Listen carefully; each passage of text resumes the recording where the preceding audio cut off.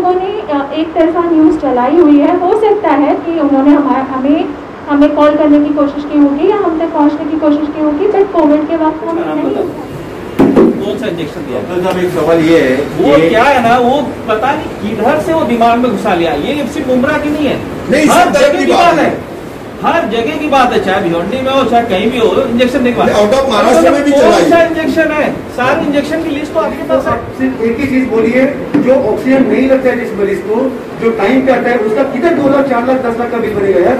वो 50,000 में ठीक होके जाएगा, वो सरकार के 25,000 में ठीक होके जाएगा। टाइम पे आता ही नहीं कोई।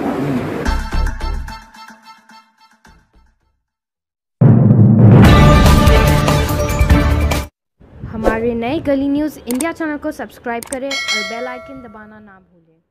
अस्सलाम वालेकुम, मैं इब्राहिम शेख। आज हम खड़े कालसेकर हॉस्पिटल में। जैसे कि कालसेकर अस्पताल जैसे कोविड-19 होने के बाद बहुत विवादों में आया, तो उसके बाद यहाँ की जो टीम है, यहाँ के डॉक्टर्स हैं, यहाँ के जो CEO आफिस सौदागर ने एक प्रेस कॉन्फ्रेंस लेके जो अपने ऊपर जो आरोप लग रहे थे उसका प्रेस कॉन्फ्रेंस लेके अपना सफाई दी है। तो आइए हम सुनते हैं क्या क्या उन्होंने इस प्रेस कॉन्फ्रेंस में कहा। कुछ हमारे जो अगेंस्ट काफ़ी सारे सवालात उठ रहे थे, उसका खुलासा आज तक किसी ने भी कालसेकर हॉस्पिटल से नहीं मांगा था कि क्या ये सवालात या इल्ज़ामात जो कालसेकर हॉस्पिटल पे लग रहे हैं ये सही है या नहीं है। तो हमारी तरफ से हमने एक इनिशिएटिव लिया कि हम चाहते थे, आप काफ़ी ज़िम्मेदार लोग हैं मुंद्रा के और कौसा के थाने के, तो हम चाहते थे कि आपके ज़रिए हम सारे सवालात जो उठ रहे हैं उसके जवाब ये प्रेस कॉन्फ्रेंस में दिए जाए। इसीलिए हमने सारे हेड्स को भी यहाँ पे बुलाया है, सारे ट्रीटिंग डॉक्टर्स भी हमारे मौजूद हैं, ताकि आपके जो भी सवालात हैं या जो भी न्यूज़ चल रही है उसका खुलासा हम आपके ज़रिए कर सकें। आपने कहा कि प्रेस वाले जो है आपसे बात नहीं किया, आपसे कोई कांटेक्ट नहीं किया, आपसे जब कांटेक्ट किया जाता था आप लोगों ने फ़ोन रिसीव नहीं किया? सर, सबको लेके ये मामला नहीं है। बहुत लोगों ने हमारा भी साइड सुना है, हमारी तरफ से भी खुलासा दिया हुआ है। कुछ लोगों ने एक तरफा न्यूज़ चलाई हुई है। हो सकता है कि उन्होंने हमें कॉल करने की कोशिश की होगी या हम तक पहुंचने की कोशिश की होगी, बट कोविड के वक्त हम नहीं उठा पाए हों कॉल।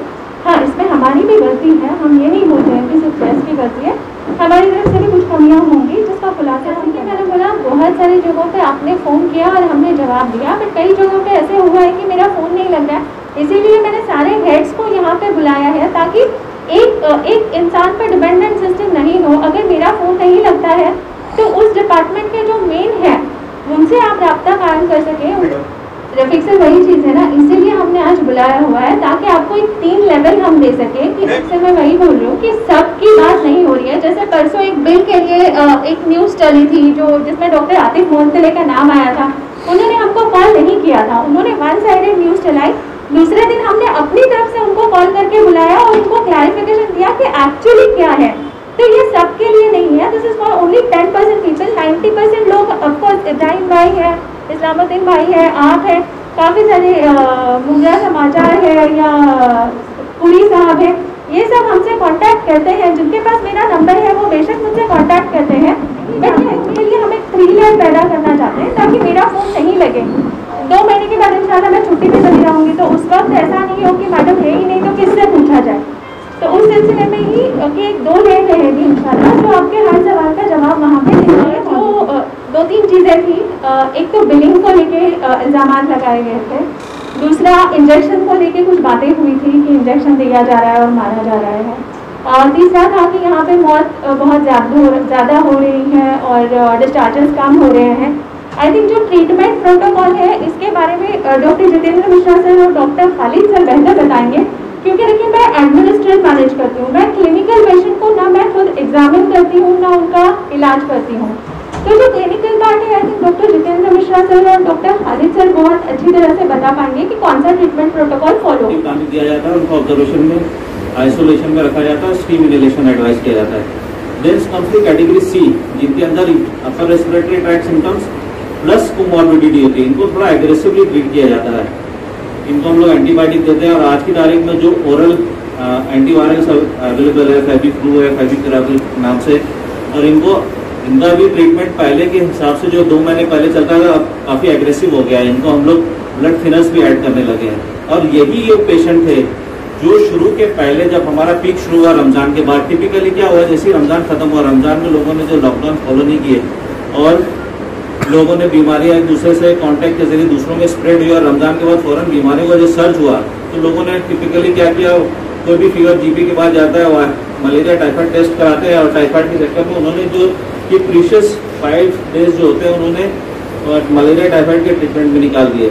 और यही वही पेशेंट थे जिनको अपर रेस्पिरेटरी सिम्टम्स थे, कोमॉर्बिडिटी थे, उन्होंने आईवी लगाया, उसमें टाइम वेस्ट होने की वजह से वो सडनली बैड होकर ब्रेथलेसनेस होकर 5 से 7 दिन के बाद टिपिकली आए और वो इतनी बैड पोजीशन पे थे कि 70% 60% ऑक्सीजन लेके आए।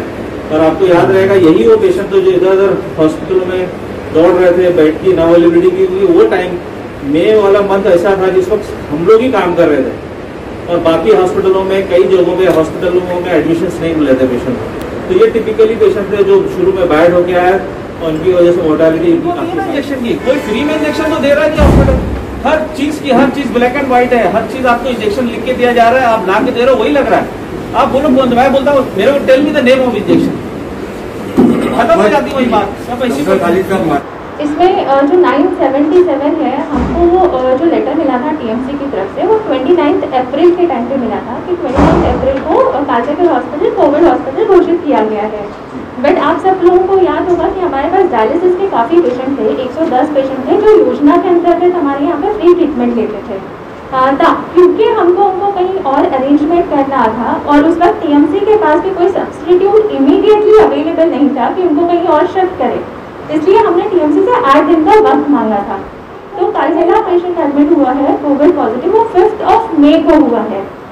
उस वक्त विजय सिंघल साहब हमारे थाने के कमिश्नर साहब थे। तो कमिश्नर साहब ने बोला था कि जब तक आपकी 50% ऑक्यूपेंसी तक जाती है तब तक आप आउट ऑफ टीएमसी एरिया के पेशेंट्स ले सकते हो। Once you will reach the occupancy of 50%, उसके बाद आप टीएमसी के पेशेंट्स नहीं ले सकते हो। तो अगर मैं गलत नहीं हूँ तो 15 या 16 मई तक हमने आउट ऑफ टीएमसी पेशेंट्स लिए थे। उसके बाद जो भी पेशेंट है वो, मैं मुमरा कौसा ऐसे नहीं बोलूँगी, बट मई और जून मैक्सिमम मुमरा कौसा के पेशेंट्स हमारे पास थे।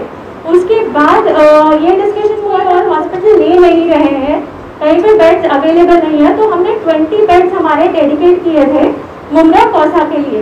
तो जहाँ पे हम लोग 100 पेशेंट्स देखते थे वहाँ पे हमने अपनी स्ट्रेंथ बढ़ा के 143 कर दी थी, जिसमें से 43 जो है वो नॉन O2 बेड्स थे और 100 हमारे O2 बेड्स थे।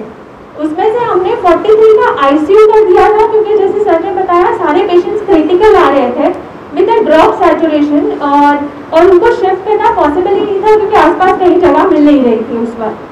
तो अगर आप नंबर बताएं तो आई थिंक 87 से 90% पेशेंट्स जो है वो टीएमसी, अगर आप बोलते हैं तो 65 से 70% पेशेंट्स मुमरा कौसा के हैं। जो डेथ हुआ है मुमरा कौसा और टीएमसी रीजन का, 64 पेशेंट्स की डेथ हुई है कालचक्र हॉस्पिटल से जो पॉजिटिव पेशेंट्स थे। उसके अलावा जो डेथ है वो बाहर के पेशेंट्स हैं, भिवंडी हो गया, कबड्डी हो गया, धारावी के पेशेंट्स थे, कुर्ला के पेशेंट थे, ये पेशेंट्स की भी डेथ हुई है कालचक्र हॉस्पिटल में। अगर डेथ रेशो की बात करते हैं तो आज के डेट पे 7.8% का डेथ रेशो कालचक्र हॉस्पिटल का है और रिकवरी रेशो इज ऑलमोस्ट रहते हैं अलग अलग कैटेगरी के। तो पर patient 2 PPE per day charge होते हैं और अगर आप मेरे PPE के चार्जेस भी देखेंगे तो हम 1200-1300 पर PPE MRP पे हम नहीं लगाते हैं, हम पेशेंट को कॉस्ट टू कॉस्ट चार्ज करते हैं, जितना हम देते हैं उतना ही देते हैं। हम लोग वो बिल्स FDA को सबमिट भी करते हैं, वहाँ पे हमारा ऑडिट भी होता है। नाम आया है, आप लोगों ने तो बड़ी बड़ी पहचानों को इस्तेमाल किया है, बाकायदा पॉलिटिक्स की गई है अस्पताल में, इल्जाम आया है। उसके बाद में फिर ये कहना कि बड़ी बड़ी पहचान नहीं, हमको किसी की तरफ से नहीं आया, जो भी आया हम खरीदा है और उसके बदले हमने FDA को इनवॉइसेस भी सबमिट किए हैं। FDA में ऑडिट होता है हमारा हर महीना, ऐसा कोई भी नहीं काम करते हमारा। 94 आपका मिरर रहेगा, हम नॉर्मल रहेंगे, बट कोरोना का पेशेंट 94 पे सीरियस है। ये ICMR ने डिक्लेरेशन दिया है, ये WHO ने डिक्लेरेशन दिया है। पब्लिक टाइम पे नहीं आती सर, पब्लिक आती है डायरेक्ट मशीन पे। तो अगर पब्लिक डायरेक्ट मशीन पे आएगी 50 बचेंगे, 50 नहीं बचेंगे। अब ये बता दीजिए घर में एहतियात क्या करनी चाहिए? कुछ भी कर लो सर, टाइम पे अस्पताल आना है। यू कैन नॉट नहीं, कोरोना होने से पहले क्या करना है? कुछ भी नहीं, मास्क। हाँ। This is airborne virus. जो लोग 3-3 महीना भी घर से नहीं निकले हैं, हो सकता है उनके घर में कोई नहीं जाता हो, तो भी हो गया है उनको। क्यों? Because it is an airborne virus. हो सकता है उनके बाजू वाले में घर में निकला होगा, हो सकता है उनके बिल्डिंग में किसी को निकला होगा। It is an airborne virus. 94% is normal, but 94% for a corona patient is severe corona. तो पब्लिक को आप सिर्फ एक ही चीज बोलिए, जो ऑक्सीजन नहीं लगता है जिस मरीज को, जो टाइम पे आता है, उसका किधर 2 लाख 4 लाख 10 लाख का बिल बनेगा यार? वो 50,000 में ठीक होके जाएगा, वो सरकार के 25,000 में ठीक होके जाएगा। टाइम पे आता ही नहीं कोई, 10 दिन घर पे निकाल देते हैं सीरियस होने के बाद, आने के बाद। You can not blame doctors. जैसे कि हमने बताया कि यहाँ पर आज जो कॉन्फ्रेंस थी, जो कि कालसेगर अस्पताल पे जो आरोप लग रहे थे, यहाँ की टीम ने उसको लेकर एक प्रेस कॉन्फ्रेंस रखी, अपनी सफाई रखी। तो ये थी आज की हमारी खबर। मैं इब्राहिम शेख, गली न्यूज़ मुमरा।